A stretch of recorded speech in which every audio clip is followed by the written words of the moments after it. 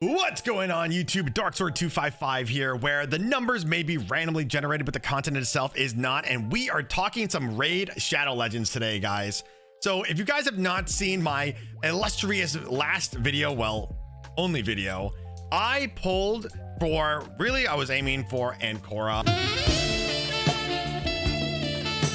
But of course, as in typical Raid Shadow Legends fashion, I did not get who I was aiming for, but I did get somebody who I, at the time, was very enthusiastic about, and that was the illustrious K'Leth here. Now, I've spent maybe the last 5 or 6 hours trying to get this champion to work in the way that I think that he should have worked. Yeah!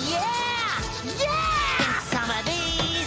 Think some of these! Almost there and done. I've seen a couple videos from some other creators on this platform that go into K'Leth, but the problem is he was nerfed. And let me go ahead, we're gonna go ahead and jump into his kit, but I think it's important to go over why he, in my opinion, is not as strong as the 4.5 star rating that Hell Hades has given him. Now, let's go ahead and jump into his abilities. So his A1, he attacks an enemy, has an 80% chance of placing a 25% weaken buff for 2 turns. His A2. Now this A2 is his bread and butter. This makes him extremely unique and extremely powerful, but there are caveats, and comparatively to before he was nerfed to now, there are massive differences. And again, those differences in the nerf is why I think that this champion is not as strong as he was. The HP levels of all allies will be brought up to the level of the ally with the highest HP. The turn meter of all allies will be brought up to the level of the ally with the highest turn meter. And then on the inverse, the HP levels of all enemies will be brought down to the level of the lowest HP, of the one with the lowest HP. Good job reading. Stop yapping like the prince of no one gives a damn castle. The turn meters of all enemies will be brought down to the so basically it's flip-flopping the skill around, and this is what makes K'Leth so powerful. So there are 2 different ways to bring K'Leth, the build K'Leth and to play K'Leth. Number 1 is as a controlled based nuker. That's number 1. Now, can he nuke? He does decent damage, but he's more built around being a control turn meter support than he is anything. Previously, with this skill right here, this would also give him turn meter to the highest allies turn meter and HP. It does not do that anymore, which makes him extremely hard to build in my eyes, the way he was designed to be played. I'll go ahead and I'll jump into that a little bit more down the road. Let's jump to his A3. His A3 is pretty cool. Attacks one enemy before attacking, transfer all debuffs from this champion to the target and heal this champion by 10% of their max HP. Heal by 10% of their max HP for each debuff transferred. And then obviously the more faction guardians that you have, there are different skills and abilities that his A3 is built off of. And you can also see here, guys, he's not fully booked for me. I just did not have enough books to fully book him. And this is on my main account. I also do have this champion on my free-to-play, and we'll jump into my free-to-play just to show you guys compare and contrast a little bit later in this video. Now, his passive, which is also pretty cool. Every time this champion loses 25% HP from a single hit, place a block damage buff on this champion for 1 turn. And this is extremely useful in the arena. It's extremely useful if he is your main tank and let's say Chimera, or if he's also doing either Doom Tower levels as well as doing Hydra. He is and again, I'm gonna say this, in my opinion, a decent champion in all of those areas. I don't even think right now he's that good as even an arena champion. I think that with these nerfs, with his A2, it makes him significantly better as a PvE champion.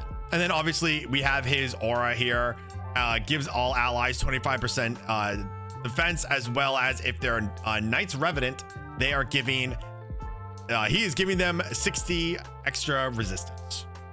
And this is how I have him built. I had him in a mix, and I kind of ran out of silver.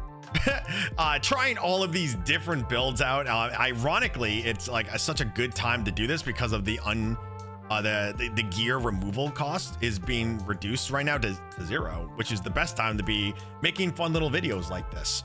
You can mess up, as I do quite often. Whoop, there it goes. Yep, my brain stopped.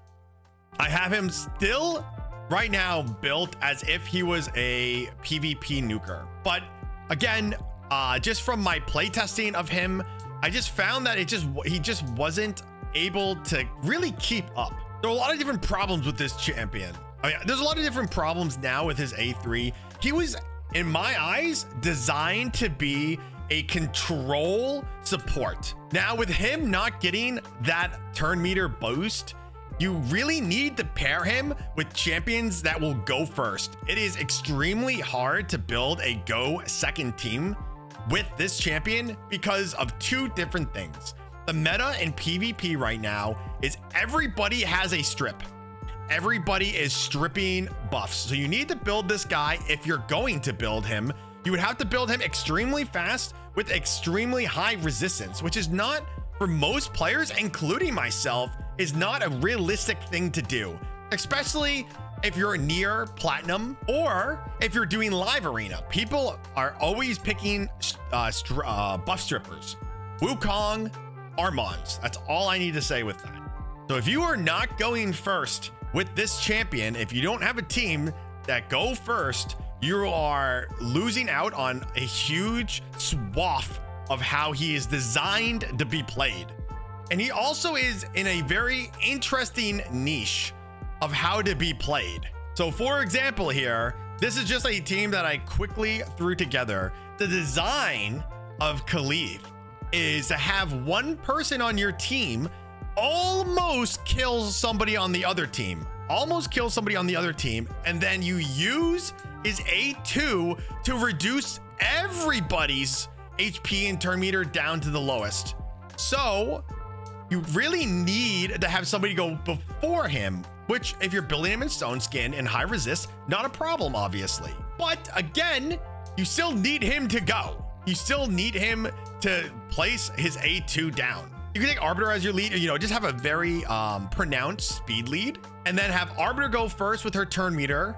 And then you have like a nuker, like you can, for me, I'm lucky and I have a Narcissus, but you don't have to use, like the faction unity doesn't really matter in this case.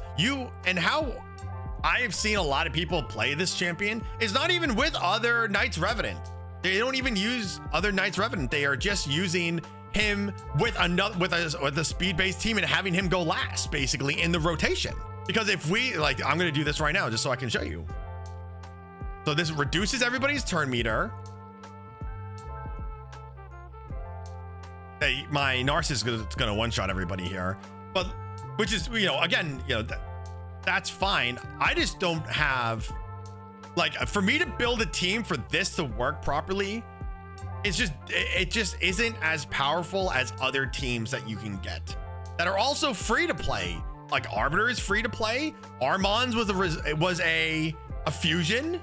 He just fits a very niche play style, and it's, in my eyes, just really not worth him being played in live arena as what he was, how people have him showcased right now. And again, for me, in my account, right, I feel like you need very specific champions to make him work in the most efficient and beastly way possible, which stinks, right?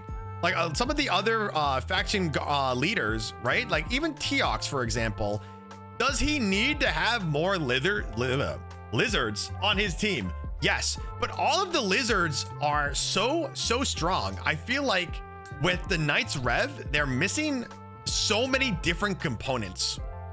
For example, with K'Leth, you really needed to get Mad Hatter. I unfortunately had, real life events happen to me. I wasn't able to continue to do the fusion, which, Mad Hatter is such a good champion. I really, really wish that I was able to get him, but I wasn't able to get him. So with K'Leth, you need somebody who does turn meter manipulation, which guess who does that? Mad Hatter. But even if you, let's say you wanted to, if you had the perfect ideal team with K'Leth, in my eyes, the perfect ideal team would obviously be K'Leth here, right? It would then be Mad Hatter, it would be Narcissus, and it would be my queen, my angelic being herself, and Korra. That would be, if you have those like sets of champions, you can make a disgusting team, because it doesn't at that point matter. You would just put high resistance and revive and stone skin on your Korra and just have your Korra revive your K'Leth. And even if you do a full rotation, or if you have a go second team, she's a reviver and she's built into the Unity, because obviously she's a Knights Revenant. But if you don't have these specific characters, he's not really as strong as he's designed to be. Now, do I think that he's terrible? Definitely not. I think that depending on the level of your account, right? He is very good at keeping your team alive. For primary example, Hydra. If you're an account that struggles in Hydra, what he does is I'm gonna go to hard, and this is just a team I was just messing around with for fun. He does a very good job of keeping every single person on your team alive. And this is a pretty accessible Hydra team, right? You have Wix, which was a fusion, Ninja, which everybody has gotten, or if you're a new player, obviously you don't have them, but you know, Ninja's a free champion. Then obviously K'Leth, another free champion, Mithrala. Depending on when you signed up, you could have gotten Ugo as a login bonus, and then also you could have gotten Rector as a login bonus. So this is a very obtainable team for Hydra. And what I'm gonna do real quick is I'm gonna get to a certain point just to show the sustainability of this team. So you guys can see right here that my Wix was taking a metric ton of damage, right? And really struggling to stay alive here. And when K'Leth did his A3, it healed him basically to 100%, and it gave him turn meter manipulation. So he was able to immediately jump in and do just additional, well, more taunts and shields and such, right? But it's basically speeding up your team, making them extremely healthy. And this is hard Hydra with a fairly accessible team. And with this team, you should be able to one key this boss. And those are really the reasons why I think he's stronger actually in PvE than he is in PvP, because he can keep your team alive. He is manipulating turn meter of the enemy, as well as increasing damage to your teammates. I did try a team in Chimera, and let me tell you guys, I don't think that it's worth it. I spent, I don't know, maybe 2 hours trying to make a team like this work. Now, there are benefits of using K'Leth here, and if I had, let's say, even Mad Hatter, this team would be significantly better. Now, what happens in Chimera? Now, what is extremely cool about K'Leth here is when he takes a certain amount of damage, he props up a unkillable, sorry, not an unkillable, he props up a block damage debuff. So rotations like the ram head that target him, he's able to absorb that damage and absorb a hit. So like, not only did I try a team like this on my main account, but I also did try it on my free-to-play account, and my free-to-play account does not have Lydia. And right now my free-to-play account is struggling to hit hard Chimera right now. And with this team, yes, I was able to do it, but it was still a slugfest. So in turn, guys, I think that K'Leth right here, I think that he was really, honestly, pretty much gutted with that nerf. It makes him extremely hard for people who are picking him up as a guardian to really prevail in the design that he is. I feel like he should have been redesigned, or he would be a better champion if either his abilities were all centered around control, or all of his abilities were centered around damage, kind of like Teox. I feel like he's in this weird in between of like not having enough damage to nuke, but also not doing enough for turn meter. Like you have to choose one or the other while before this nerf, you were able to do both. So right now, like, I really like the champion. If I end up getting some more Knights Revenant champion that I like, there, I might take him out of the vault. I did, if you guys saw my last video, I got 3 of her. Now she's pretty cool. I did some testing with her as well with K'Leth, and again, same issue, guys. He just doesn't do enough of what he can't be a hybrid champion.